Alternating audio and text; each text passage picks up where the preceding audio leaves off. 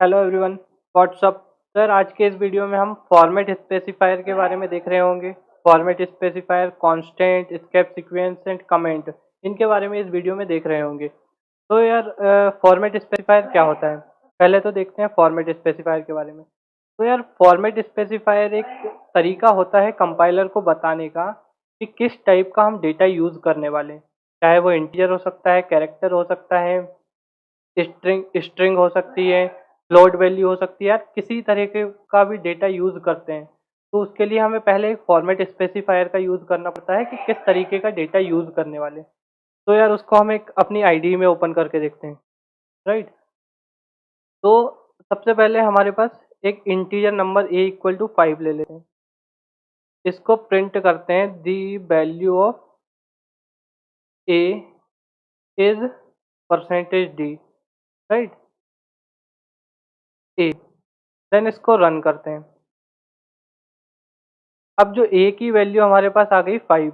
तो यार, ये जो परसेंटेज डी यूज़ कर रहे हैं, तो ये हम कंपाइलर को बता रहे हैं कि हमें इंटीजर टाइप का डेटा यूज़ करना है, इसलिए परसेंटेज डी का यूज़ करते हैं। ठीक है। ये फॉर्मेट स्पेसिफायर हो गया। एक हमारे पास फ्लोट होता है। फ्लोट बी इक्वल टू 5.5 ले लेते हैं। देन हम इस फॉर्मेट स्पेसिफायर का भी यूज़ करके देख लेते हैं। जो फ्लोट एक फ्लोट एक फॉर्मेट स्पेसिफायर है, उसका यूज करके देखते हैं। The value of B is percentage F. Right. तो परसेंटेज एस एफ किस लिए यूज किया जा रहा है? क्योंकि हमारे पास एक फ्लोट टाइप का डेटा है ये। नाउ इसको रन करते हैं। अ, ये यार एरर थ्रो कर रहा है बिकॉज क्या, यहाँ हमने एरर थ्रो करेगा, सॉरी। नाउ ये इस प्रोग्राम को देखते हैं। तो ये फॉर्मेट स्पेसिफायर अगर हमने परसेंटेज एफ का यूज़ किया है तो हमें फ्लोटिंग पॉइंट वैल्यू दी है, परसेंटेज डी का किया है तो इंटीजर वैल्यू को प्रिंट करके देगा। तो ये तो हमारे यार फॉर्मेट स्पेसिफायर हो गए। ठीक है। तो ये इस तरह की हमारे पास फॉर्मेट स्पेसिफायर होते हैं। तो फॉर्मेट स्पेसिफायर कौन कौन से होते हैं? देन यहाँ पर कमेंट। ठीक है।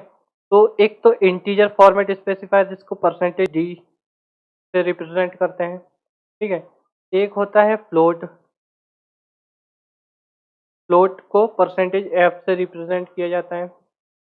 देन कैरेक्टर होता है परसेंटेज सी। देन हमारे पास होता है स्ट्रिंग होती है, ओ फ्लोट होता है, इंटीजर है, कैरेक्टर, फ्लोट। एंड देन हम डबल का यूज कर सकते हैं। डबल फॉर्मेट स्पेसिफायर का यूज करने के लिए हम परसेंटेज एल एफ का यूज करेंगे। And L F. एंड एक होता है हमारे पास लॉन्ग। लॉन्ग के लिए हम परसेंटेज एल का यूज करेंगे। तो ये सारे हमारे पास फॉर्मेट स्पेसिफायर होते हैं। देन अब फॉर्मेट स्पेसिफायर यूज, ठीक है। देन हमारे पास अगर हम प्रिंट एफ फंक्शन का इस तरीके से यूज करते हैं। अब ए और बी क्या है यहाँ पर? परसेंटेज एफ ये तो समझ आ रहा है, फ्लोट वैल्यू को प्रिंट करना है, लेकिन ए एंड बी किस तरीके से यूज किए जा रहे हैं उनको देखते हैं। तो यार, percentage F A and B, let suppose A is 1, then b is 5, or 3, we can use 3। then now we can run it। से रन करते हैं। देन हमारे पास जो पॉइंट के बाद जो b वैल्यू इज रिप्रेजेंट, कि पॉइंट के बाद कितने नंबर यूज करना है। एंड 1 इज यूज्ड फॉर कि उस वैल्यू में कितने कैरेक्टर स्पेस लगेगी। राइट। तो इसके लिए हम ए एंड बी का यूज करते हैं। लेट सपोज अभी हम इसको प्रिंट करते हैं, देन इस वैल्यू को हम ए की वैल्यू को लेट सपोज 5 कर लेते हैं। देन रन करने के बाद अब देखेंगे ये वैल्यू हमारे पास स्पेस, सिंगल स्पेस आ रहा है। क्यों? क्योंकि हमारे पास 3 पॉइंट के बाद 3 वैल्यू प्रिंट करना है। तो 1 2 3 and this point is 4 and this 5। तो टोटल नंबर ऑफ वैल्यू कितनी है? 5। देन अगर हम इसकी वैल्यू को चेंज करके 8 या 9 कर लेते हैं, देन आप देखते हैं क्या होता है। तो ये इस वैल्यू के बीच में स्पेस प्रिंट हो गई। क्यों? क्योंकि इसमें टोटल नंबर ऑफ वैल्यू को यूज़ करना 8, लेकिन इसमें वैल्यू दी है 5 ओनली, तो 3 स्पेस प्रिंट कर देगा ये, राइट? तो इसके लिए इन वैल्यू का यूज़ किया जाता है। अब अगर हम इस वैल्यू को चेंज कर दें, बी की वैल्यू को अगर चेंज करें, तो बी की वैल्यू को हम चेंज करके लेट्स सपोज हम बी की वैल्यू को 7 कर लेते हैं। मीन्स 7 का पॉइंट के बाद 7 वैल्यू को प्रिंट करना, ये पॉइंट के बाद 7 वैल्यू को प्रिंट कर देता है। तो इसलिए यार इन पॉइंट का यूज़ किया जाता है, राइट? तो ये तो हमारे फॉर्मेट स्पेसिफायर हो गए। देन अब हम देखते हैं कि कांस्टेंट क्या होता है।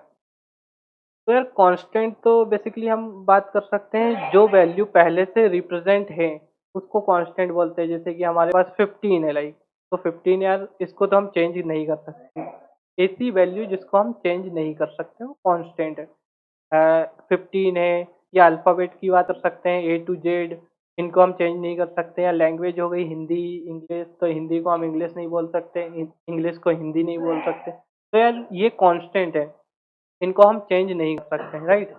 तो इसी तरीके से हमारे पास सी लैंग्वेज में भी कुछ कांस्टेंट होते हैं जिसको हम चेंज नहीं कर सकते। मीन्स वो प्री डिफाइन होते हैं, उनको हम बदल नहीं सकते। लेट्स सपोज इंटीजर हो गया, या हमारे पास डेसिमल नंबर हो गए, ऑक्टल नंबर, स्ट्रिंग, कैरेक्टर। तो ये सारे जो भी है कैरेक्टर हैं, तो इनको हम चेंज नहीं कर सकते, जैसा है वैसे ही यूज़ करना पड़ता है। तो इसको भी आईडी में जाके देखते हैं अपन। तो ये क्या है कांस्टेंट। लेट्स सपोज हमारे पास ए की वैल्यू, इनको इरेज कर देते हैं।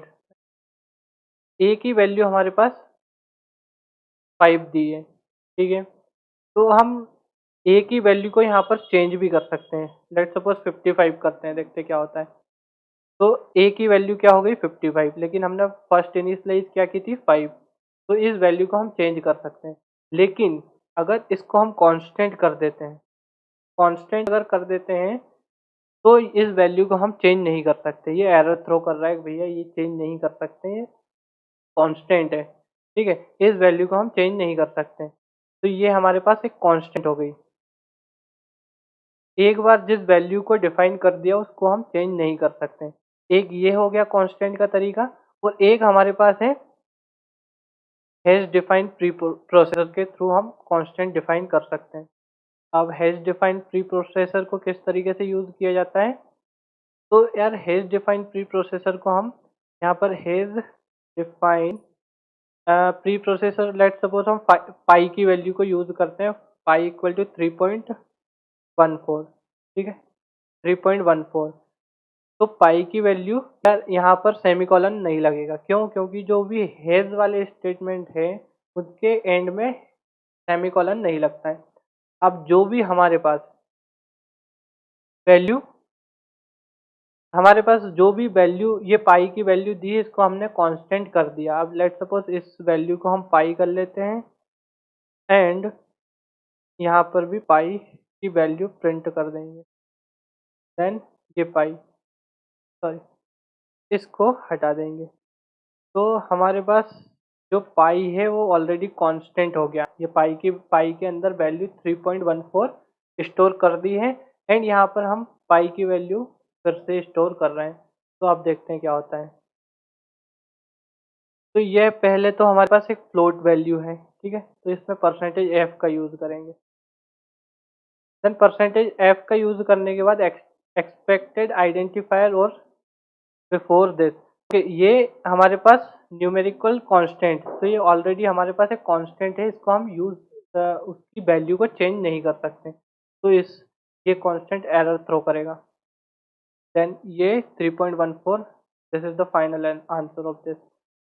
ओके, देन कांस्टेंट के बाद दो टाइप के कांस्टेंट है। फर्स्ट एक कांस्टेंट कीवर्ड से शो किए जाते हैं, हैश डिफाइंड प्री प्रोसेसर होता है, राइट? तो कांस्टेंट के बाद हमारे पास होता है एस्केप सीक्वेंस। एस्केप सीक्वेंस क्या होता है यार? एस्केप सीक्वेंस एक कोड के अंदर हम लेट्स सपोज हम बैकस्लैश एन यूज करते हैं। तो बैकस्लैश एन किस लिए यूज किया जाता है? लाइन को ब्रेक करने के लिए। तो जो एस्केप सीक्वेंस है सी लैंग्वेज में, वो एक कैरेक्टर होता है that doesn't represent itself. Means हम अगर एक स्ट्रिंग के अंदर उसको एक एस्केप सीक्वेंस को प्रिंट कराएंगे तो वो खुद ही प्रिंट नहीं होगा, बल्कि उसका जो इंटरनल वर्क है वो यूज होगा उसके अंदर। तो ये हमारे पास एस्केप सीक्वेंस होता है, राइट। जैसे हमारे पास एक ये स्ट्रिंग है, स्ट्रिंग के अंदर हमने ये रखा एस्केप सीक्वेंस। ये एस्केप सीक्वेंस होता है। तो इसको रखने के बाद ये एस्केप सीक्वेंस प्रिंट नहीं होता, इसका वर्क जो है वो प्रिंट करता है। इंटरनली वर्क जो है वो यूज होता है। इसका वर्क होता है लाइन को ब्रेक करना, इसका वर्क होता है लाइन को ब्रेक करना। अगर हम ये नहीं लगाते हैं, ठीक है, तो ये क्या हो जाएगा? लाइन को ब्रेक नहीं कर पाएगा। ठीक है, तो ये एक ही लाइन में सारी चीज को प्रिंट कर देगा। तो एस्केप सीक्वेंस को हम लाइन को ब्रेक करने के लिए यूज करते हैं। तो इसी तरीके से हमारे पास सी लैंग्वेज में कुछ लाइब्रेरी होती है एस्केप सीक्वेंस की। तो एस्केप सीक्वेंस एक स्लेश ए होता है। स्लेश ए का क्या यूज होता है? एक अलार्म या बीप साउंड सुनाई देता है, ठीक है। एक स्लेश बी होता है जो कि बैक स्पेस देने के लिए यूज किया जाता है। एक फ्लोट है। स्लेश एफ है तो फॉर्म फीड को यूज करने के लिए किया जाता है। स्लेश एन है न्यू लाइन के लिए, एंड टी है एंड न्यू टैब के लिए यूज किया जाता है, ठीक है। तो इन ये सारे एक स्लेश वी है तो वी एक वर्टिकल टैब के लिए यूज किया जाता है। इन सारे स्पेसिफायर को हम एक एक करके देखते हैं, ठीक है। तो हमारे पास एक स्लेश ए लेते हैं। तो अब स्लेश ए का क्या यूज है? इसमें भी स्लेश ए ले लेते हैं। तो स्लेश ए हम यूज करते हैं बीप के लिए। अब इसको रन करता हूँ, देन उसके बाद एक बीप की आवाज आएगी, राइट। तो ये बीप की आवाज, इस तरीके की आवाज हमारे स्लेश ए के अंदर, ये एक स्पेसिफायर होता है, इसके अंदर स्लेश ए के अंदर इस बीप की आवाज आएगी। हम इसमें कितने भी स्लेश ए यूज कर सकते हैं, स्लेश ए कितने भी यूज कर सकते हैं, उसकी एक बीप की आवाज आएगी, राइट। ये इस तरीके से हमारे एक बीप की आवाज आती है स्लेश ए को यूज करने। अब स्लेश वी का यूज क्यों करते हैं? स्लेश वी एक वर्टिकल टैब के लिए यूज करते हैं, राइट। तो वर्टिकल टैब को देख लेते हैं। तो इस वर्टिकल टैब के अंदर मीन्स इस वैल्यू को यहाँ स्टोर कर दिया है, उसके बाद उसके नीचे जो भी वैल्यू, कुछ भी वैल्यू स्टोर नहीं कर सकते। तो इस वर्टिकल टैब के लिए वी का यूज किया जाता है, ठीक है। Then control, okay, slash T का यूज किया जाता है टैब देने के लिए। टैब यानी कि एक लाइन के बीच में एक बिग स्पेस को देने के लिए यूज किया जाता है स्लेश टी। देन हमारे पास स्लेश ए हो गया, स्लेश एन हो गया, एंड देन स्लेश टी का यूज कर सकते हैं। स्लेश बी है, स्लेश बी, बी का यूज करके बैक स्पेस के लिए यूज किया जाता है, राइट। तो बैक स्पेस किस तरीके से यूज किया जाता है ये देखते हैं।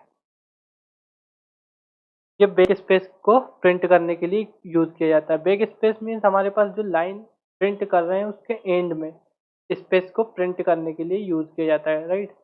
देन हमारे पास वर्टिकल टैब हो गया, और राइट। तो इस तरीके के हमारे एक ये, तो इनका ज़्यादा यूज़ नहीं है, ठीक है।